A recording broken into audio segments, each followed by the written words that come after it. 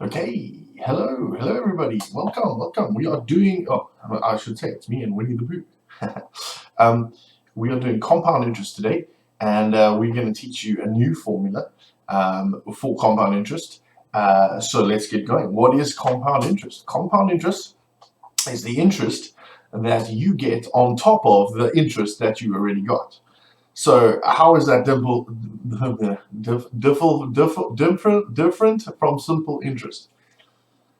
Simple interest is the simple interest you get on the lump sum. Compound interest, you start off in the beginning getting interest just on the lump sum, but that interest is then added to the balance, and the following time you get interest not just on the lump sum, but on the interest that you already got.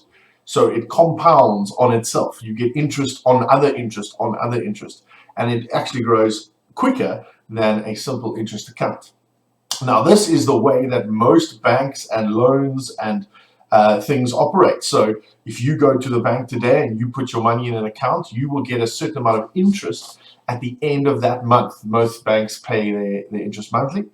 At the end of the month, you will get interest. That interest is put back into your account, and the following month, if you don't take the money out, you will earn interest on the previous amount that you put in the beginning and on the interest that you earned during that month. So that interest that you earn is compounded, and we're going to see how that plays out. So I've got an example here for you that we're going to work out together. I invest 2,000 Rand on the 1st of January. It has an interest rate of 5% per annum, but it is compounded monthly. So that's usually how banks do their interest rates. They say we're doing it for, this is how much you'll get in a year, but we will give you interest every month. So it's compounded monthly, but the interest rate is per year. And the question is, how much would be in my account if nothing else happened on the 31st of March? Well, before we get to the formula, let's just work this out in the same way that we would do simple interest. Simple interest, I hope you remember the formula, I is equal to PRT. So in January, what would we get? Interest would be 2,000 Rand times the rate. The rate would be 6 divided by 100, all right? So remember 6% is 6 divided by 100. And time, we wouldn't be having it for a whole year. We would only be having it for 1 month. So it would be 1 divided by 12 because our interest rate is per year, but we would only have 1 month of it. So we would get 1 divided by 12. And when I punch that all into my calculator, I get 10 Rand. So at the end of that month, January, if I left 2,000 Rand in my account at 6% interest compounded monthly, I will get 10 Rand interest. Great stuff. At the end of the month, I've got 2,010 Rand. Hooray. February rolls around, and now when we do our calculation at the end of February, we don't work out 2,000 and get 10 Rand again at the end of the calculation. We start with the new amount, the 2,010, and we plug that in. It's the same rate, it's the same amount of time, and now our interest at the end of the month is 10 Rand and 5 cents. Please get your calculator out and just verify that I'm doing this correctly. But instead of 10 Rand, I get 10 Rand and 5 cents. I've got a little bit more interest because I've earned interest on the 10 Rand that I got the previous time, 10 Rand and 5 cents. And that gets added to my balance. So at the end of February and the beginning of March, I now have 2,020 Rand and 5 cents. That goes in to the March calculation. 2,020 Rand and 5 cents times 6%, 6 divided by 100, times 1 divided by 12. I get, my calculator tells me 10,100,025.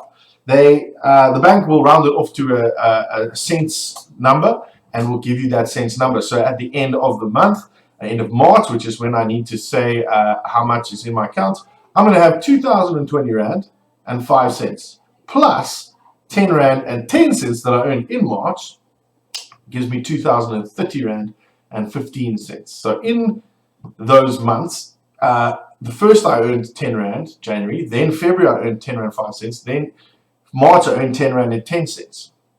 And the money will keep going up and up and up and up every month as I earn more interest. The interest will compound every month.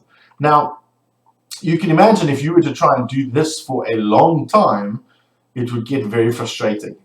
You would have to sit and work out January and February and March and April and May and February, and you'd have to sit and do like 11 different calculations before you got to, let's say, 1 year.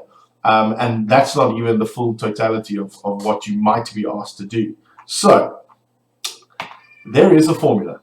It's a complicated formula, far more complicated than the simple interest formula, but it can be used, and it can be used easily if you understand it. So let's go through it.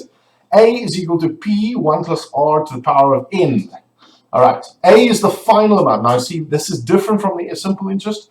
Simple interest, you work out the interest that you're getting. In this formula, you are working out the final amount. So that'll be including the principal amount and the interest. The answer that you get if you use this formula, A, will give you all the money put together, interest and the principal amount in the account at the end. P, still the principal or primary amount that you started with, the amount that you put in at the beginning or that you took out on loan at the beginning. R is the interest rate, all right, and it is still a percent. So if they tell us 6%, it's 6 divided by 100. But before we even use this formula, we need to work it out for the time period that it's compounded. So stay with me. If I have a 6% percent per annum interest rate, and I'm compounding it monthly, which is usually how banks do it, I don't earn 6% every month. I earn only 6% divided by 12 every month, which is actually 0.5% every month. I'll show you how that works in practice in a minute, but just be aware that you need to work out what the interest rate is for the time period you're compounding the interest, usually monthly. And then N in this formula, it's to the power of N, please. Don't just times N at the end. To the power of N, you're going to need to get out your indices button on your calculator, the number of times that the interest is compounded. So how many times did we compound the interest in our question, in our scenario? So let's try and use it. I've got the same question. I invest 2,000 Rand in the bank, 1st of January, interest rate of 6%. At the end of March, assuming there's no other transactions, how much money will I have? Well, first we need to work out, as I said, the interest rate. The interest rate is given as 6%, but compounded monthly. So actually, every month, I don't get 6%. I get 1/12, 1 month's worth of that 6%. So I take my 6%, I divide by 12, and I get 0.5% monthly interest. And you still have to put that in on your calculator as a fraction. So you still have to put that into your calculator as 0.5 divided by 100, which if you are sharp with your decimals, 0.005 is what's actually going to work out to on the calculator. Let's have a look at that. So same question, but now I'm going to put in my figures. I'm going to grab my mouse here and I'm going to show you how it works. P is still the primary amount, still 2,000. So my 2,000 is going to be plugged in right there. All right. Then 1, that 1 is important. All right. 1 plus, and now I need to work out my interest rate. I worked out that my monthly interest rate, because I'm compounding monthly, is 0.5%. And I still need to divide that by 100. So when I put that in my calculator, it's safer to just use brackets and stick it in there, 0.5 divided by 100. All right. And then use my brackets.